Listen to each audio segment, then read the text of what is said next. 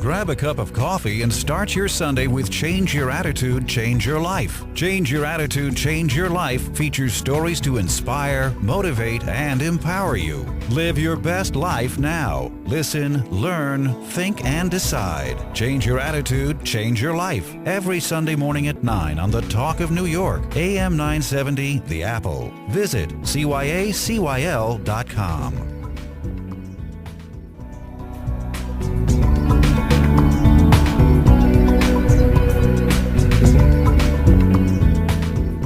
Good morning, this is Change Your Attitude, Change Your Life. I'm Joan Herman. Thanks for tuning in. If you've ever experienced the heartache from a broken relationship, you know the pain that makes it difficult to get through the day. A breakup can be so devastating that you may have even thought of ending your own life. Today's guest, Susan Piver, is here to tell us that there's an upside to such an experience and that you're going to be okay. Susan is the author of the book, The Wisdom of a Broken Heart, How to Turn the Pain of a Breakup into Healing, Insight, and New Love. She is a New York Times best-selling author of The Hard Questions, 100 Essential Questions to Ask Before You Say I Do, and the award-winning How Not to Be Afraid of Your Own Life. Susan is a frequent guest on network television, including the Oprah Winfrey Show, Today, and the Tyra Banks Show. Good morning, Susan. Thank you for joining us today. It's my pleasure. Thank you for having me. Susan, I was mentioning to you before the interview, this topic, I think it's very relevant. I personally know a number of people that are experiencing heartbreak, and it's really something that it's universal. It's something that we've all gone through at one point or another in our lives. And you're here to tell us that in the depth of this pain, in this time when we feel that we can't go on and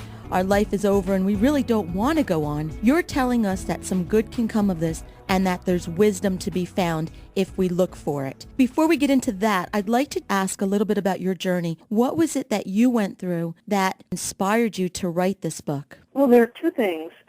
One is my own broken heart, because most of us have had relationships that have ended, and it's never good. It never feels good. And you go through a period of grieving, maybe longer, maybe shorter, and then you move on. But every once in a while, in many people's lives, there is a breakup that you find impossible to move on from. And I had such a breakup. I was shocked at how debilitating it was, at how devastating it was, and my life basically fell apart. And even though it was some time ago, I've never forgotten. I felt like I was in an alternate universe, and I couldn't talk to, quote, normal people unless they were experiencing what I had experienced, and it was shocking in its severity. And then the other thing that gave me so much interest in this topic is my own practice and study of Buddhism, because surprisingly, at least to me, Buddhism has a lot to say about heartbreak, how to work from it, and how to mine it for deeper love than you may have ever dreamt yourself capable of. So those two things, my own broken heart and then my own study of Buddhism and sort of delight in the practicality and profundity of its advice. In the book, you were very open with your feelings about this relationship that you're speaking of now, and you shared so many of those feelings that we go through, not being able to eat or sleep and crying all the time. And one of the things that touched me, and this is something that I know that I can personally relate to, is when you compared yourself to the trash that you put out at the curb one evening. You brought your garbage to the curb and you sat down because you wanted to be taken away by the garbage truck. You felt like you were garbage. And that happens to us. When we go through this, I think we internalize these feelings and we feel that there's something wrong with us. We're unlovable. We're worthless. We're a piece of garbage, as you said. And what is it that we can do right in the beginning when we feel like we're trash that needs to be put out, that we can save ourselves by doing? Yeah, well, it's a fantastic question. It's the exact right question. And the thing that is not helpful is to try to talk yourself out of your feelings of shame. And, because they're so painful that you immediately try to prove to yourself that you aren't trash. You try to get everyone who loves you to tell you that you're not trash. You try to maybe get in other relationships so you'll feel that you're not trash. And nobody wants to walk around feeling like trash, and I'm not suggesting that anybody should. But everything we do to fight our feelings of shame only prolongs them. So that's on one end of the spectrum. On the other end of the spectrum is wallowing and giving into it. And that is no good either. I'm not counseling that. But if you look underneath these feelings of shame, what you find is not a worthless person at all, but someone who is grieving intensely, someone who is questioning everything, someone who is filled with sorrow. Shame is unworkable. It's solid, and you feel like you can't penetrate it or do anything about it. Sorrow, however, is very alive and workable and tender and beautiful. So if you turn towards your sorrow, the feelings that you feel as a result of this breakup, rather than the conclusions you draw about yourself. This means I'm unworthy, this means I'm ugly, this means I'm old. Turn away from those and instead toward the actual emotion. You find a very rich world and a heart that is full of love, not shame. That may sound a little esoteric or weird, but the book has suggestions for how to cut the discursive line of thought that says you suck, you're terrible, you're old, you're bad, whatever it is, and instead turn towards the feelings which are precious and need to be honored because you have lost something. And you're not always going to feel this way, but until you honor the loss, you'll never really move on from it. You've moved past it and you've survived it and you've grown from it and you're sharing your wisdom with others. I'd like to read an excerpt from the book when you were back at that time, just to make everyone understand that you were experiencing the same feelings that they may be now. You wrote about when the well-meaning people give you advice and all those wonderful self-help articles that you read in, yes, very helpful magazines, but when you're in a bad place, you just aren't in the mood for that. And you wrote, all of this advice made me feel as if I should have a nice, neat system for handling my big emotions until they turned into trained pets on a leash. The ladies in the magazine articles may have been burning the midnight oil at the office while wearing the perfect blouse and pencil skirt, dabbing every now and then at their eyes with a monogrammed hanky. But I was channel surfing on the couch in my house at 4 a.m, wearing sweatpants and a bra, blowing my nose into a paper towel because I burned through all the tissues long ago. That is the image of reality. And I want our listeners to understand that it is possible to go from lying on the couch with the gallon of ice cream, feeding yourself, to where you are right now. And that's the important message I want you to get through to everyone today, Susan. I appreciate that. And I can tell anyone who's listening without ever knowing them or hearing their story that whatever it is they feel right now is going to change. That's a guarantee. You will not always feel this way. It will change. And the longer that you try to sort of fight the pain, the longer it will take to move on. So again, I'm not saying you should wallow, that you should look towards, examine yourself, look within, cry it out. Don't lie on the couch eating ice cream for a week, but lie on the couch eating ice cream for an evening. Don't try to look for the 10 steps to get over heartbreak, because there are no such steps. This is a personal journey, and each of us has to figure our own way out of it. But know these things. You are not alone. What you feel will change. And if you turn towards your broken heart, it will teach you everything you need to know about love rather than security, and enable you the next time you find yourself in a relationship to give from a full heart without holding back. That's the gift of a broken heart, is it teaches you about love and shows you how to love fully. Susan, what is the difference between depression and a broken heart? I have a friend who is recently divorced, and she is so sad all the time, and they want to medicate her, and she doesn't want to take medication for depression. So is there a difference between depression and a broken heart, and how can we recognize those differences? Well, there's a difference between depression and sadness. And, sometimes medication for, a period of time can be exactly right. So I wouldn't say that anyone should take a hero's approach to a doctor's advice and say, well, that's a crutch. Because sometimes it helps. It helps you gain the mental space so that you can actually begin to work with your feelings instead of wallowing in them. So medication is not always a bad thing. But Gloria Steinem, the feminist writer icon, described the difference perfectly between depression and sadness when she was asked how she felt after her husband's death. You must be very depressed, the interviewer said. Mm-hmm. She said, I'm not depressed, I'm sad. When you're depressed, nothing has any meaning. And when you're sad, everything does. So depression is a kind of deadness. And when your heart is broken, of course, you're going to get depressed. I mean, don't beat yourself up about that. You do go through days where you feel dull and numb, and then maybe that's a kind of a little bit of a relief. And don't worry, it's not going to always last. You need to work your way out of it, but don't let it freak you out. Sadness, though, is when your heart is broken, and everybody whose heart is broken listening, you know this. Everything touches you, not just your own sadness, but the sadness of people you know, the sadness of people on TV, and also their joy. Any genuine emotion touches you, and you see exactly who the people are in your life and what they're made of. So even though it doesn't feel good, it's a time of tremendous clarity on a certain level, and also of compassion, because you can feel what's really going on. You don't have any defenses anymore. That's the bad news and the good news.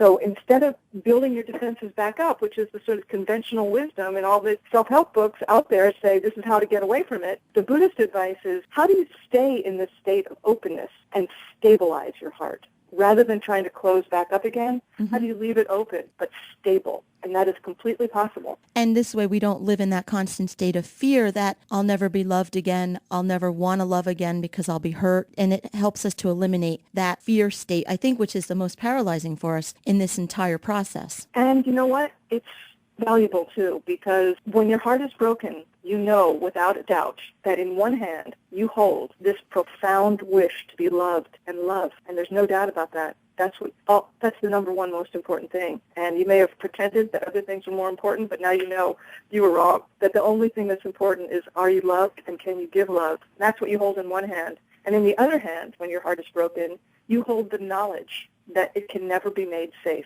That is the truth. It is never going to be safe to love. In fact, loving is the least safe thing that there is. So what do you do with these two handfuls of I want love and it can't be safe? Well, now we get to what love is really about.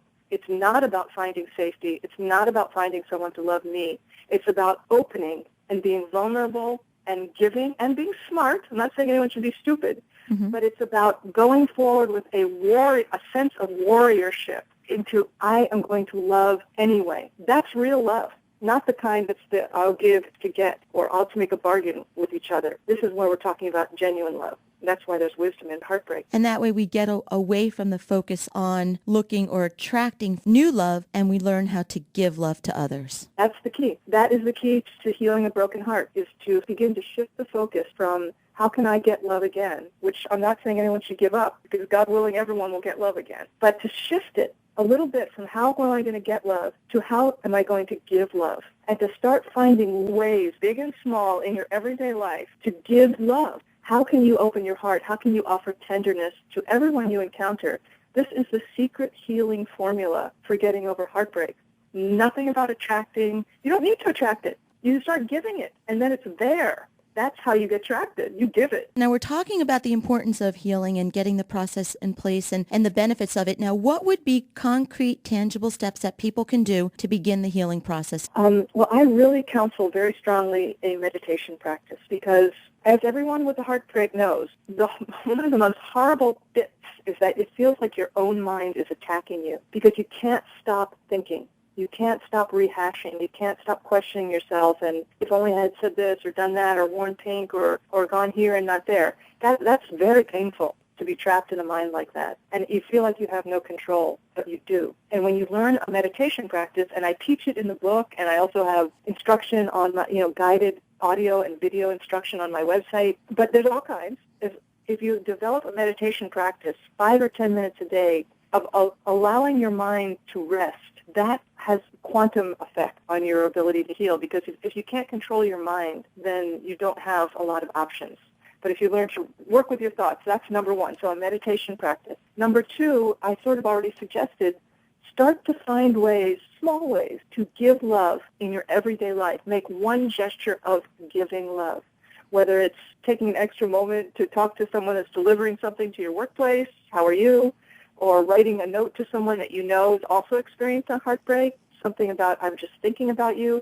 These little gestures of generosity are what give you a sense of power. And when your heart is broken, you feel powerless, and you are not. So start to meditate and begin to make gestures of love out of generosity to regain a sense of dominion over your mind and power over your actions. Susan, we're going to take a break for this week's Healthy Living Tip. When we return, we're going to discuss with Susan her list of really unhelpful things. We'll be right back. Hello, my name is Dr. Michael Sapienza, board-certified chiropractic physician and director of Mecca Integrated Medical Center located in Fairfield, New Jersey. With school now in session, backpack safety for our children has become an important topic for discussion. Abnormal stresses on a child's growing spine can have a significant negative impact and can lead to a lifetime of back pain. Parents can reduce the risk of back injury in their children by following these guidelines. Choose a backpack that has a wide cushion strap, which will distribute the weight on shoulders evenly. Make sure the backpack fits properly. The straps should be fit so that the top of the backpack stays below the collar line and the bottom no more than 4 inches below the belt line. The weight of the loaded backpack should not be more than 15% of the body weight of the wearer. Also, students should pack the heaviest objects first so that they are carried lower and closer to the body. Use both straps and make sure they are snug. Don't sling the backpack over one shoulder. Messenger-style bags, which get slung over one shoulder, should be rotated so that they are not being carried over the same shoulder all the time. By following these simple steps, we can prevent our children from suffering injury to their spines. Our office specializes in comprehensive, state-of-the-art, non-surgical treatment of back and neck pain for the entire family. If you or someone you know is in pain or would like a complimentary consultation with one of our doctors, please contact my office at 973-943-4300 or on the web at www.meccamedical.com. CBS Home Care Services is a non-medical home care company that assists you in caring for your loved one. Their trained caregivers provide the peace of mind that is important to you. Whether at home, in a nursing home, or an assisted living community, CBS will help your loved one live a dignified, independent lifestyle. CBS Home Care Services and professionals are as diversified as their clients. Call CBS for more information, 973-746-0165, or visit cbshomecare.com.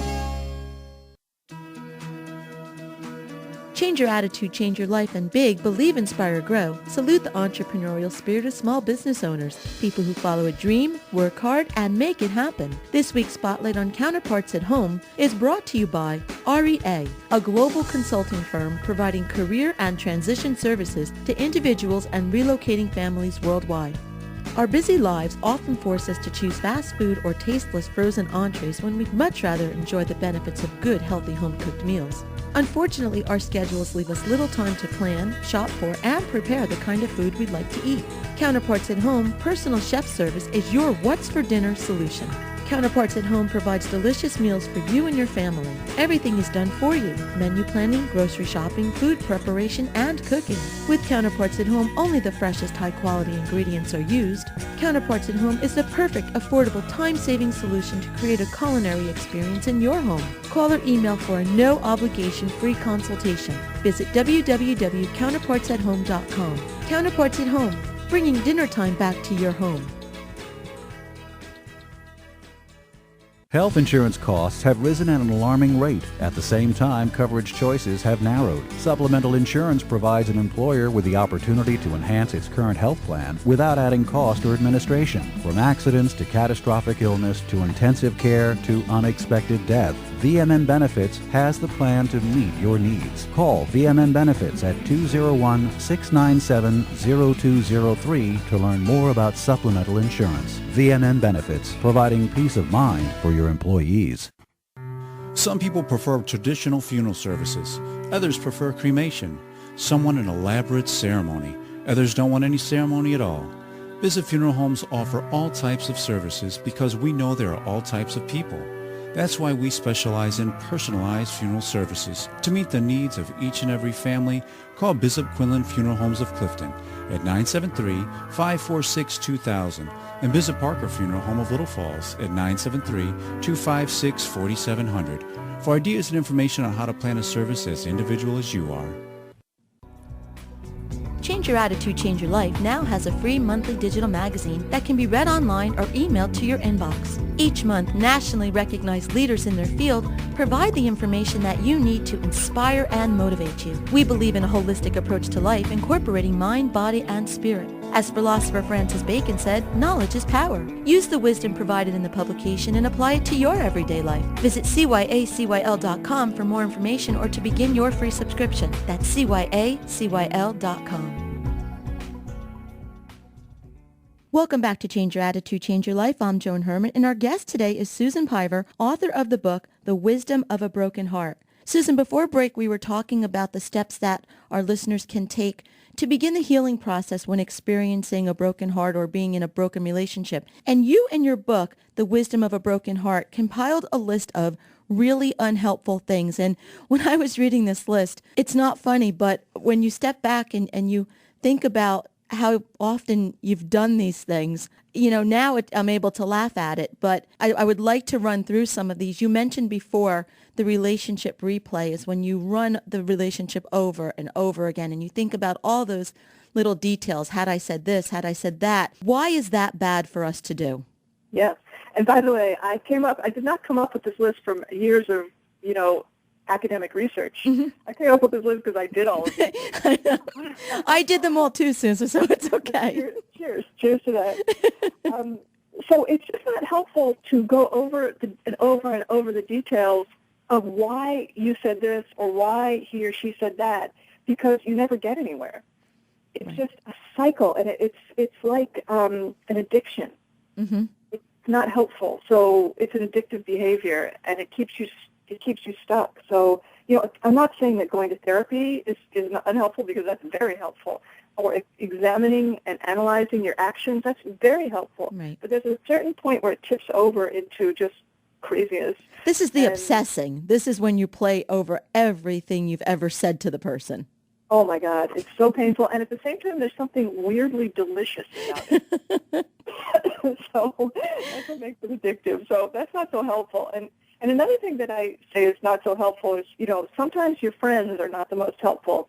Sometimes your friends are what give you the ability to go on. Yes. And I know for me, and I hope for you and everyone who's listening, that there's one friend out there, or two friends, that you can cry on their shoulder, even if it's the 9,000th time. Right. This is so wonderful. So thank you to all the friends out there, the broken-hearted people. We love you and we need you.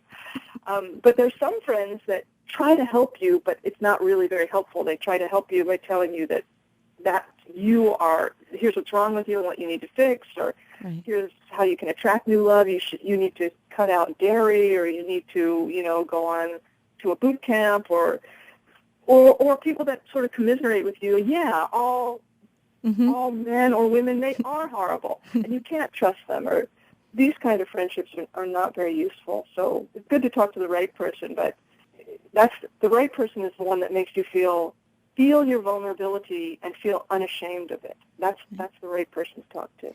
Now, Susan, this one's my favorite, expressing yourself. The need to make those long phone calls, the long letters, the text messages, the unwanted visits. Why is that not healthy for us? Yeah. I think I gave an example in the book of I wrote a 10-page letter to my ex-boyfriend, and then I went to his house and made him come outside while I read it to him. It's every man's dream. So it's just, it's kind of addicting. And in a weird way, when you do express yourself, like the drunk dialing or drunk texting or whatever it is, for 1 second after you hit send, you do feel better. Mm-hmm. But very quickly you feel 10 times worse. So you want the person who hurt you to help make it right. And that is the last person in the world who is actually going to be able to do that. Right. And even if they're nice to you, quote unquote, or even if they're like, yeah, let's try to be friends, that's a terrible idea, by the way. Mm-hmm. Until both of you have moved on in your life, like really moved on, the possibility of friendship is not there. You can maybe be friends. I'm dear friends, by the way, with the one who broke my heart. We talk to each other a lot, and I love him, and we're friends, and he knows my husband, and blah, blah, blah. But until we had both moved on, that was not possible. It was just torture. Right. So try to express yourself, but not to the one who hurt you. That's a bad idea. And I think the next one's important, especially today with the age of Facebook. Stalking the other person. When we were younger and we broke up, you didn't see the other person, or you could really remove yourself. But with Facebook, you can really keep up what's going on with someone else. And why is that a bad idea? Oh, my God, because it hurts so much. It just hurts. And again, it's addicting. And then you go on their Facebook page and you see they went to this party or they're hanging out with this person, and whether or not they say anything, you start projecting, oh, I think that they're together, or it's just devastating. So you need to go on like a Facebook fast and a Twitter fast and stay away. Disengage yourself from the orbit of that person. Mm-hmm. It's just not possible otherwise, unless they're very special and unusual circumstances, because, anything's possible, but 99% of the time that just prolongs the pain. You need to cut. This is a cut. You need to cut your tie.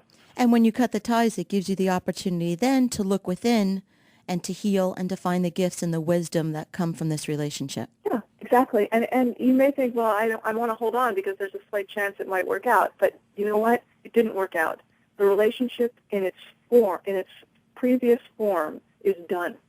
It doesn't mean that there's not going to be another relationship with someone else or with this person. Maybe, one times out of a million that happens, but the relationship is over, and that is gone. And so the quicker you can sort of establish that fact and make that your reality, the more readily you'll be able to open to other possibilities, even with this person. Maybe 1 in a million that will happen, but at least with someone else. The book is The Wisdom of a Broken Heart by Susan Piver, How to Turn the Pain of a Breakup into Healing, Insight, and New Love.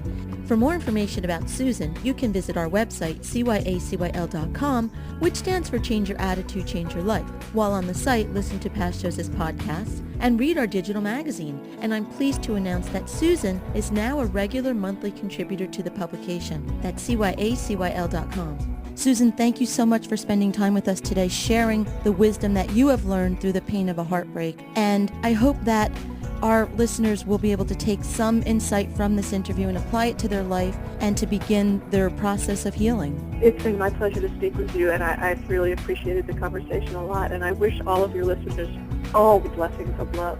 Thank you, Susan. Be sure to listen next week when our guest will be the toilet paper entrepreneur, Mike Michalowicz. This is Change Your Attitude, Change Your Life. I'm Joan Herman. Thanks for tuning in.